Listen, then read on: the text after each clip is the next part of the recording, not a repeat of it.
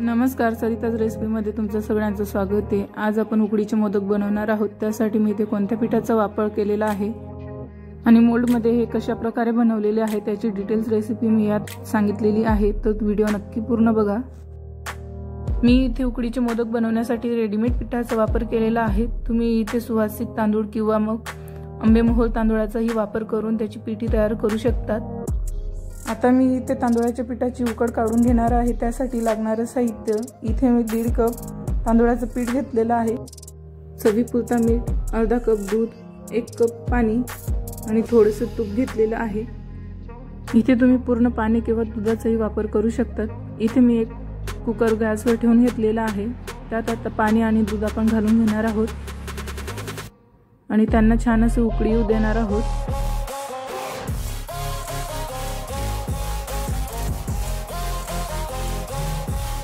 पाहू शकता आपल्या दुधाला छान अशी उकळी आलेली आहे। आता यात आपण चवीपुरता मीठ घालून घेणार आहोत आणि आपले तांदळाचे जे पीठ आहे तेही घालून घेणार आहोत।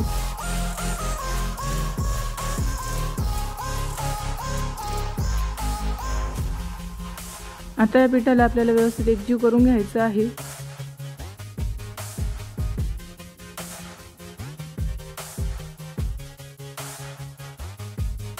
अशा पद्धतीने आपल्याला हे पीठ व्यवस्थित एकजीव करून घ्यायचं आहे।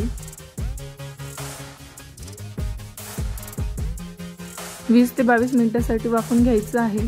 वाफवत असताना आपल्याला गॅस मंद आचेवरच ठेवायचा आहे, म्हणजे खाली आपलं मिश्रण किंवा पीठ हे चिटकणार नाही किंवा जळणार नाही। आपलं पीठ हे वाफत आहे तोपर्यंत आपण आतली स्टफिंग तयार करून घेणार आहोत। त्यासाठी मी ते ओल्या नारळाचा चव घेतलेला आहे 1.5 कप। 1 कपापेक्षा कमी गुळ घेतलेला आहे, किसून घेतलेला आहे। इलायची पावडर घेतलेली आहे, बदाम आणि काजूंना कुटून घेतलेला आहे, खसखस घेतलेली आहे आणि थोडीशी तूप घेतलेलं आहे। आता सगळ्यात आधी मी कढईमध्ये तूप घालून घेणार आहे। इथे मी 2 चमचे तूप घालून घेणार आहे। आता यात आपल्याला खसखस घालून घ्यायची आहे आणि ती व्यवस्थित भाजून घ्यायची आहे। पाहू शकता खसखस ही छान अशी भाजली गेली आहे। आता त्यात नारळाची चव घालून घेणार आहोत आणि याला 1 ते 2 मिनिटं परतून घेणार आहोत।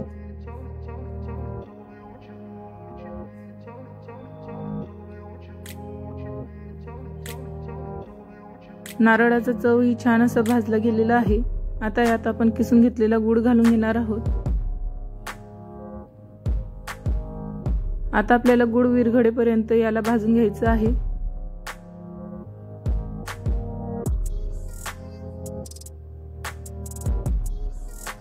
पाहू शकता आपला गुळ छान असा विरघळलेला आहे।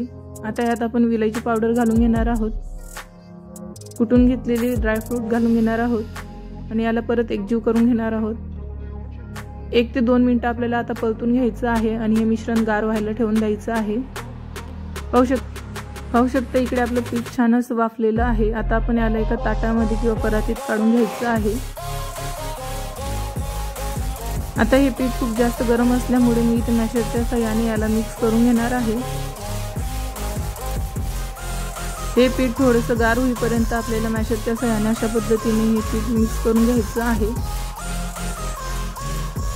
आता आपल्या हाताला सोचेल एवढं गार झाल्यावर आपल्याला हे पीठ हाताच्या साहाय्याने व्यवस्थित मिक्स करून घ्यायचं आहे।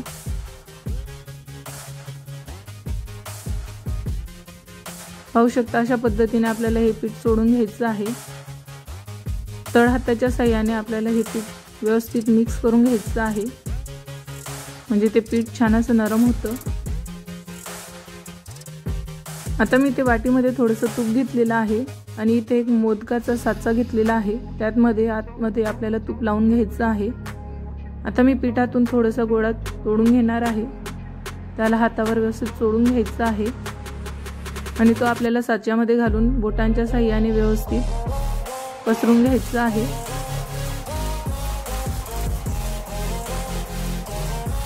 बोटाच्या साहाय्याने व्यवस्थित आपल्याला या मिश्रणाला किंवा पिठाला व्यवस्थित पसरून घ्यायचं आहे।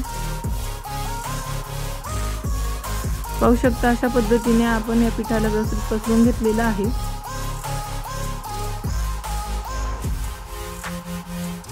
आता आपण तयार करून घेतलेलं मिश्रण यामध्ये टाकून घेणार आहोत। या मिश्रणाला आपल्याला दाबून दाबून भरायचं आहे, म्हणजे आपला मोदक हा छान असा भरला दिसेल। आता वरचं एक्स्ट्राचं जे पीठ होतं ते आपल्याला वरून दाबून घ्यायचं आहे आणि मोदकाला व्यवस्थित बंद करून घ्यायचं आहे। आता मी या मोदकाला डिमोल्ड करून घेणार आहे। या साच्यामधून आता आपल्याला काढून घ्यायचं आहे। पाहू शकता किती छान अशा पाकळ्या आलेल्या आहेत। अशाच पद्धतीने मी बाकीचे मोदकही तयार करून घेणार आहे। पाहू शकता सगळे मोदक असे छान असे तयार झालेले आहेत। आता आपण यांना वाफायला ठेवणार आहोत। त्यासाठी मी ते एका कढईमध्ये पाणी गरम करायला ठेवलेलं आहे। त्यावर एक गाळणी ठेवणार आहे, त्याला तेल लावून घेणार आहे। तुम्ही इथे केळीचं पानाचाही वापर करू शकतात। सगळे मोदक इथं व्यवस्थित आपल्याला रचून घ्यायचे आहेत। आता मी यावर केसर लावून घेणार आहे। हे पूर्णपणे ऑप्शनल आहे। केसर लावल्यामुळे आपल्या मोदकांना छान असा कलर येतो। आता याला आपल्याला झाकून 10 ते 12 मिनिटं वाफवून घ्यायचे आहेत। पाहू शकता आपले मोदक छान असे वाफले गेलेले आहेत। हे मोदक तयार झालेत की नाही ते कसं चेक करायचं, तर मोदकाला हात लावून पाहायचा, तो चिकट लागत नसेल किंवा आपल्या हाताला चिटकत नसेल तर समजायचं की मोदक आपले तयार झालेली आहेत। पाहू शकता आपला एकही मोदक फाटलेला की नाही। आता याला मी एका डिशमध्ये काढून घेतलेली आहेत। याच्यावरून थोडं थोडं तूप घालून घेणार आहे। गरम गरम मोदकावर जर तूप घालून खाल्ले तर खूप छान लागतात। तुम्ही गणपती बाप्पासाठी असे मोदक नक्की बनवा। ही रेसिपी तुम्हाला कशी वाटली हे मला कमेंट करून नक्की सांगा। माझ्या चॅनलवर नवीन असाल तर माझ्या चॅनलला नक्की सबस्क्राईब करा। व्हिडिओ आवडला असेल तर व्हिडिओला लाईक करा आणि हा व्हिडिओ जास्तीत जास्त लोकांपर्यंत शेअर करा। आता या मोदकाला आपण फोडून पाहणार आहोत। पाहू शकता पिठाची लेयर ही खूप छान अशी बारीक झालेली आहे।